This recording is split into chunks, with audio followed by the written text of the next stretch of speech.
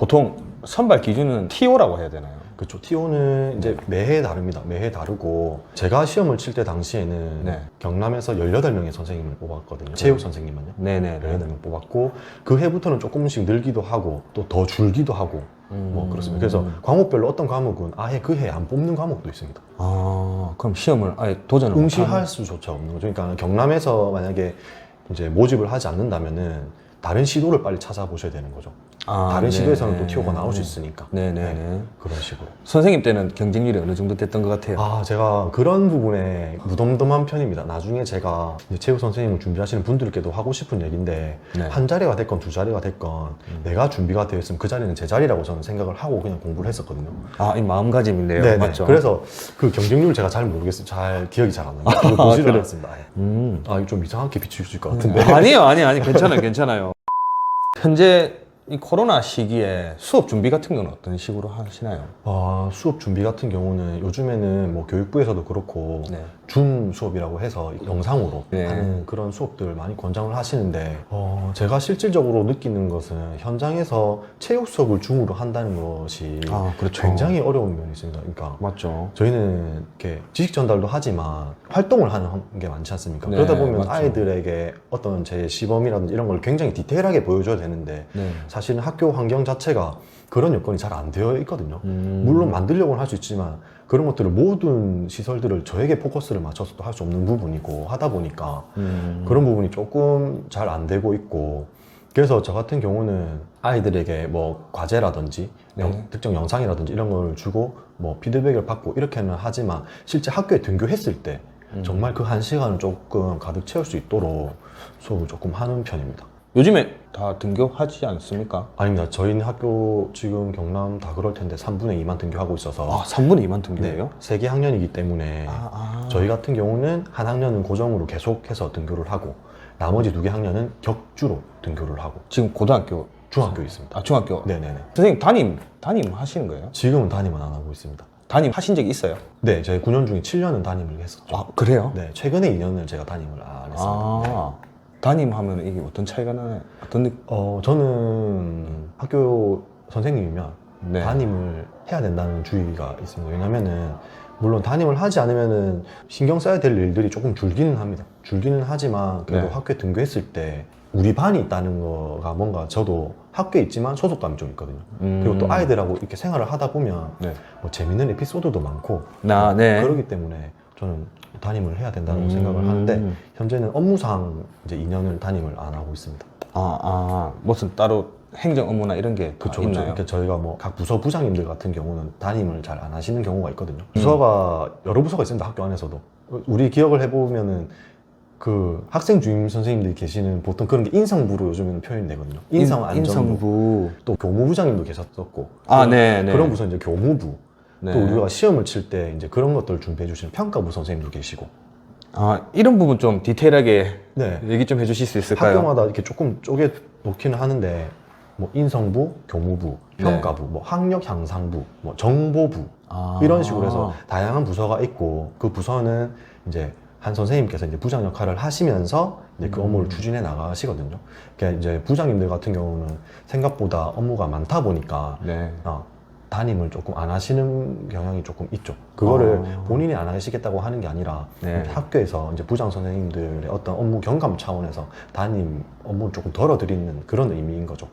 몰랐어요. 저는 그렇죠. 선생님이면 선생님대로 이제 과목별 선생님들 있잖아요. 그렇죠.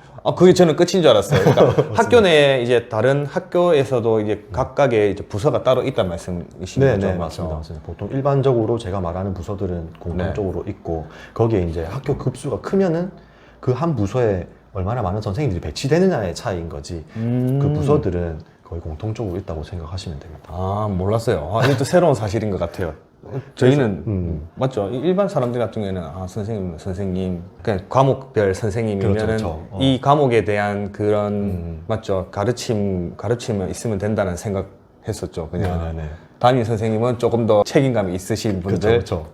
네, 나머지 분들은 좀 불편하시겠는데 이런 느낌. 생각보다 학교에 와서 생활을 해보면 네. 행정 업무가 엄청 많거든요. 네, 그렇다 하더라고요. 그러니까 들어보니까. 오히려 아이들에게 수업을 준비하거나 이렇게 할 수 있는 시간보다 네. 행정 업무 때문에 그런 시간 준비하는 시간 자체들이 굉장히 부족한 경우가 꽤 많습니다. 특히나 작은 학교는 더 그렇죠. 행정 업무는 어떤 업무들이 있나요? 그러니까는 뭐 예를 들어서 인성부장이다. 네. 그렇게 되면은 그 인성부에서 하는 일들이 정말 다양하거든요. 학교 폭력, 그 다음에 학교 안전 이런 것부터 해서. 근데 학교 폭력이 그냥 단어만 학교 폭력 하나지만 단어로는 네네. 그 안에 또 여러 가지가 있고 네. 이제 교육부에서 또는 교육지원청에서 여러 가지 이제 뭐 이런 사업들이라든지 네. 이런 것들을 계속해서 공문으로 내려주시거든요. 아. 그런 공문들을 또 처리하고 하다 보면은 또 많은 시간들이 또 필요하고 그러다 보면 또 부득이하게 또 수업 준비가 조금 부족할 수도 있죠. 하지만 이제 하지만 그런 상황에서도 또 선생님들께서 수업 준비를 또 해서 어쨌든 아이들에게는 또 양질의 수업을 하셔야 되고 그렇죠. 코로나 때문에 지금 격주로 등교를 하기 때문에 네. 평가 보는 것도 굉장히 힘든 점이 많거든요.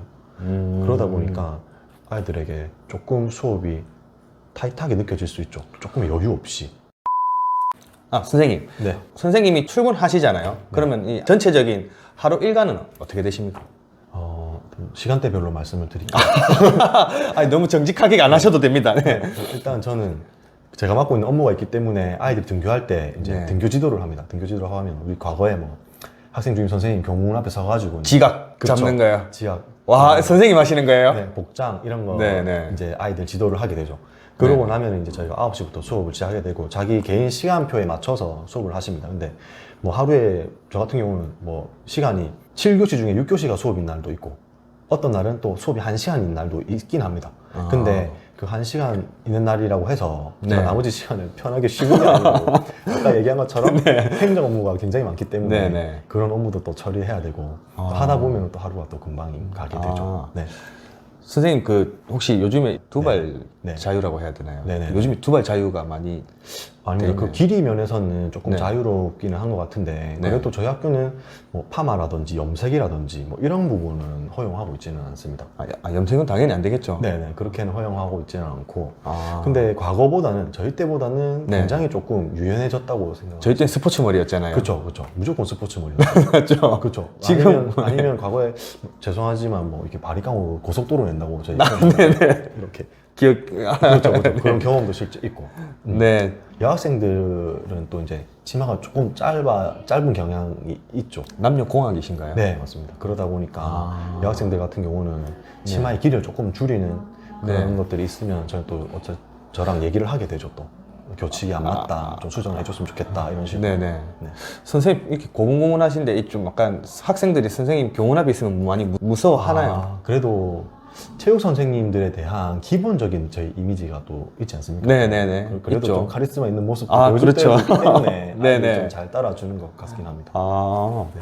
혹시 되게 점잖으실 것 같은데 아직까지. 근데 저도 체육 선생님은 무서웠던 경험이 있긴 있는 것 같은데. 네. 그럼 선생님 연봉으로 좀 약간 넘어가자면 지금 선생님 9년 차라고 하셨잖아요. 네, 9년 차죠. 초봉은 얼마였고 지금 현재 초봉은 어느 정도 되나요? 9년 전에 제가 네. 처음 월급 통장에 이제 찍혔던 네, 급여 네, 명세서에 찍혀있던 금액이 네. 188만 원 정도였습니다. 9년 전에. 9년 전에 188만 원 정도였고 이 학교마다 상이한가요? 학교마다 다르냐고요? 네. 그러진 않죠. 공무원 일반 공무원 다 똑같습니다. 아, 똑같은데 네. 아까 제가 얘기 드린 것처럼 담임을 하느냐 안 하느냐 네. 또는 뭐 아까 부장 선생님 얘기 제가 들었죠. 네네네. 이제 그러니까 부장 교사가 되느냐 안 되느냐 이런 것들에 따라서 조금씩 차이가 나긴 하지만 일반적으로는 거의 비슷하죠. 그리고 또 저희가 초과 근무라는 게 있지 않습니까? 네. 그걸 뭐 내가 얼만큼 쓰느냐에 따라서 하는데 그런 걸 다 없다고 봤을 때는 거의 같다고 보시면 되죠. 그래서 9년 전에 188만 원이었고 네.